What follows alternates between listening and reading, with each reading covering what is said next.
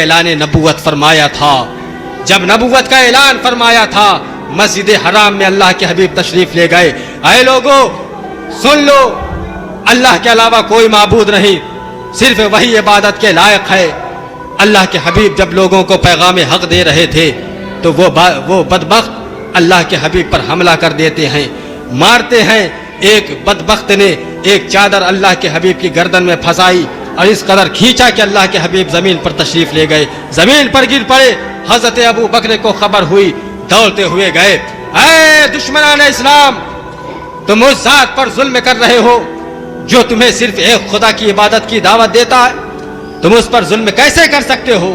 اتنا کہنا تھا کہ وہ دشمنان اسلام حضرت ابو بکر پر ٹوٹ پڑتے ہیں، آپ پر حملہ کر دیتے ہیں. آپ کو جوتوں سے مارا، لاٹھیوں سے مارا، اتنا پیٹا کہ حضرت ابو بکر صدیق مسجد حرام میں بے ہوش ہو جایا کرتے ہیں. ان کے گھر والوں کو معلوم ہوا، اٹھا کر لے گئے. شام تک گھر میں رہے حضرت ابو بکر، انہیں ہوش نہ آیا.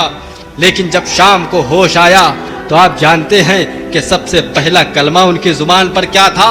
جب آپ کو ہوش آیا تو لوگوں نے آپ کی خیریت دریافت کرنی چاہیے، پوچھنی چاہیے کہ آپ کیسے ہیں. حضرت ابو بکر نے فرمایا، اے لوگو میری خیریت بعد میں پوچھنا، پہلے یہ بتاؤ کہ میرے محبوب خیریت سے ہے کہ نہیں، میرے اللہ کے حبیب خیریت سے ہے کہ نہیں. ان کی والدہ آئی، اے ابو بکر کچھ کھا لو، بیٹے تمہارے جسم پر چوٹ لگی ہے، کچھ کھا لو، تمہیں اللہ کے حبیب کی خیریت معلوم ہو جائے گی. کہا خبردار خبردار، جب تک اللہ کے حبیب کی خیریت مجھے معلوم نہیں ہو جاتی ابو بکر پانی کا ایک قطرہ اپنی زبان پر نہیں رکھ سکتا.